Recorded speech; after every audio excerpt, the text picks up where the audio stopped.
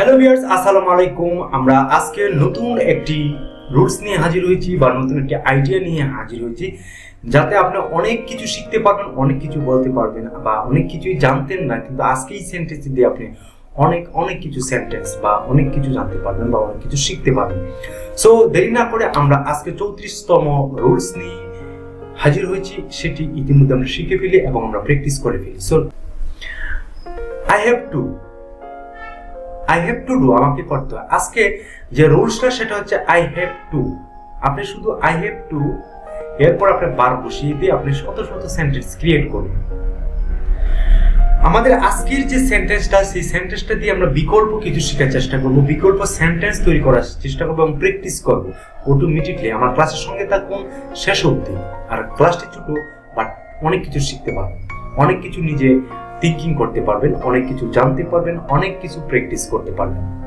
So আমি ঘন্টার ঘন্টা আপনার সময় ওয়েস্টেজ করব না, আমরা লং কোনো ভিডিও আপলোড করব না, আমরা 5 থেকে 6 মিনিটের ভিতরে আমরা ভিডিওটি শেষ করার চেষ্টা করব। এখন আপনার দায়িত্বটা হচ্ছে, রেসপন্সিবিলিটিটা হচ্ছে আপনি নিজে শিখতে পারছেন কিনা। আপনি যে পর্যন্ত নিজে ইন্টারেস্টিং ভাবে না শিখবেন ততক্ষণ পর্যন্ত ইংরেজিটাকে ইমপ্রুভ করতে পারবেন না। সো চলুন আমরা একটু দেখে আসি। আই হ্যাভ টু আমাকে করতে হয়, আই হ্যাভ টু ডু আমাকে কাজ করতে হয়, I have to do learn আমাকে শিখতে হয়, I have to do go, I have to go আমাকে যেতে হয়, আই হ্যাভ টু গো নাও আমাকে এখনই যেতে হবে, আই হ্যাভ টু কুক আমাকে রান্না করতে হয়, I have to read the book আমাকে বই পড়তে হয়, আই হ্যাভ টু ওয়ার্ক আমাকে হাঁটতে হয়, I have to early in the morning আমাকে সকালে উঠতে হয়, I have to computer I have to learn computer আমাকে কম্পিউটার শিখতে হয়, I have to learn English আমাকে ইংরেজি শিখতে হয়, I have to see you আমাকে তোমাকে দেখতে হয়, দেখাশোনা করতে হয়। এই এক্সেট্রা আপনি ইউজ করতে পারেন। দেখেন, ছোট্ট একটি সেন্টেন্স, আমি ইতিমধ্যে অনেকটি সেন্টেন্স বলে ফেলেছি, বাট আপনি কেন পারবেন না? আই হ্যাভ টু ডু আমাকে করতে হয়, আই হ্যাভ টু ইট আমাকে খেতে হয়, আই হ্যাভ টু রিড আমাকে পড়তে হয়, I have to read the book আমাকে বই পড়তে হয়, I have to go to school আমাকে স্কুলে যেতে হয়, I have to go to market আমাকে মার্কেটে যেতে হয়, I have to do this work আমাকে এই কাজটি করতে হয়। আপনি দেখেন, আপনি একটু অ্যানালাইসিস করেন, আপনিও এভাবে 50টা 20টা সেন্টেন্স আপনি মেক করেন এবং আপনি প্র্যাকটিস করেন, দেখেন আপনি অনেক কিছু জানতে পারবেন। আমি এই ছোট্ট ভিডিওতে আমি অনেকগুলো সেন্টেন্স ইতিমধ্যে বলে ফেলেছি, খুব কঠিন না। আই হ্যাভ টু পরে আপনি শত বার বসিয়ে আপনি কিন্তু অনেক সেন্টেন্স আবিষ্কার করতে পারবেন। সো আমরা এখানে কোনো গ্রামাটিক্যাল রুলস এর প্রয়োজন নেই, এখানে কোনো সেন্টেন্সের এখানে টেন্সের কোনো প্রয়োজন নেই, আর্টিকেলের কোনো প্রয়োজন নেই। জাস্ট আপনার কনসেপ্টটা আপনি একটু পজিটিভ থিঙ্কিং করুন আর আপনি ইজি মাইন্ডে বসুন। এত হার্ড ওয়ার্কের শেখার কোনো মানে নেই। ইংরেজিটা একটা সহজ একটি ভাষা, পৃথিবীতে সবচেয়ে সহজ ভাষা হচ্ছে ইংরেজিটা। এটি বিদেশি ভাষার কারণে আমরা কিছু একটু হার্ড ভাবে দেখি, হার্ড ভাবে দেখার কিছু নেই, আমরা প্র্যাকটিসের মাধ্যমে শিখতে পারবো না। আমরা কি বাংলা যে শিখেছি, আমরা কোনো গ্রামাটিক্যাল বা রুলস নিয়ে শিখেছি না, আমরা অটোমেটিকলি শিখে ফেলেছি। হ্যাঁ, এডুকেশনাল এবং সার্টিফিকেট কামানোর জন্য আপনাকে অবশ্যই কিছু রুলস মেনে পড়তে হবে, শিখতে হবে। আপনি যদি বিসিএস করতে চান সেক্ষেত্রে ভিন্ন বিষয়, সেক্ষেত্রে আপনি জানতে হবে। জানা এক জিনিস আর বলা আরেক জিনিস। আমরা কি বাংলা যে প্রতিদিনই বলি, আমরা কি কোনো হার্ড শব্দ বলে ইউজ করি, কঠিন শব্দ ইউজ করি?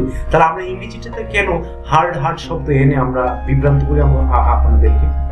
বা আপনারা যারা স্টুডেন্ট আছেন তারা কেন হতাশা হচ্ছেন এই কঠিন শব্দটি দেখে? আমি তো কঠিন ভাবে শেখাতে চাচ্ছি না, আমি ইজি ভাবে শেখাতে চাচ্ছি। সো আপনি যে সেন্টেন্সটা জানেন, আমি বেশ কয়েকটা ক্লাস দিয়েছি আই লাভ ইউ, আমরা সেই সেন্টেন্স দিয়ে আপনি কিভাবে ইংরেজি ইমপ্রুভ করবেন, সেই সেন্টেন্সগুলোতে কিভাবে আপনি বিকল্প সেন্টেন্স তৈরি করবেন সেটা আমি দেখিয়েছি। আই ইট রাইস আমি ভাত খাই, আমি শুধু ভাত খাবো, লেট মি গো আমাকে দেখতে দিন, আমি শুধু দেখবোই আপনাকে। আপনার অবশ্যই আপনার এই বিকল্প চিন্তা করতে হবে। এই let me go, I love you, I eat rice আমি ভাত খাই, আই ইট ম্যাঙ্গো আমি ম্যাঙ্গো খাই কেন বলতে পারি? আই ইট ব্যানানা আমি কলা খাই কেন বলতে পারতেছি না? শুধু আই ইট রাইসের মধ্যে আমরা ছোট কাল থেকেই পড়ে এসেছি। এই যে টেন্সে, ফার্স্ট টেন্সে আপনি, প্রেজেন্ট টেন্সে আপনি সেই শব্দগুলো শিখাচ্ছেন। আমাদের ইনপুটের সমস্যা হচ্ছে, আমরা ইংরেজিতে ইনপুট করতে পারতেছি না সহজভাবে বা সঠিকভাবে। আমরা কঠিনভাবে আমরা ইংরেজি ইনপুট করি, বাট এটির সাথে রুলস দেই, গ্রামার দেই, আর্টিকেল দেই, যে কারণে আমরা শিখতে পারতেছি না। সো ইংরেজিটা শেখার প্রধান মাধ্যম হচ্ছে প্র্যাকটিস। প্র্যাকটিসে কোনো বিকল্প নেই। আপনি একটি সেন্টেন্স দিয়ে আবার বারবার সেন্টেন্সগুলো ক্রিয়েট করুন। আপনি গ্রামাটিক্যাল কোনো প্রয়োজন নেই আমি বলছি, আপনি অবশ্যই শিখতে পারবেন গ্রামাটিক্যাল স্টাইল। সো কেন আমরা নিজেকে সেভাবে কঠিন মনে করতেছি? আমার একটি গল্প মনে পড়ছে, যে আসলে গল্পটা আমি শর্টকাট আমি বলে ফেলি, ভিডিওটা লং হবে, অবশ্যই আপনাকে কিছুটা উপকৃত হবে। তিনটা সাইকেল তিন ফ্রেন্ডকে দেওয়া হলো এবং বললো যে একটি মাঠ অতিক্রম করো, কিন্তু শর্ত সেই মাঠে 1 গজ বা 2 গজ দূর বা 2-3 ফুট দূরে কুঠি বাঁধানো আছে। শর্ত একটা, এই কুঠির মধ্যে লাগা যাবে না।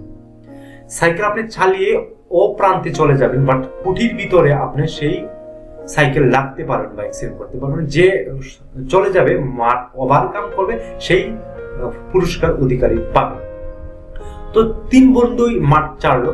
প্রথম এক বন্ধু মাঠ ওভারকাম করলো, দ্বিতীয় বন্ধু মাঝপথে গিয়ে কুঠির মধ্যে লেগে সাইকেল অ্যাক্সিডেন্ট, তৃতীয় বন্ধু আপনার প্রথমেই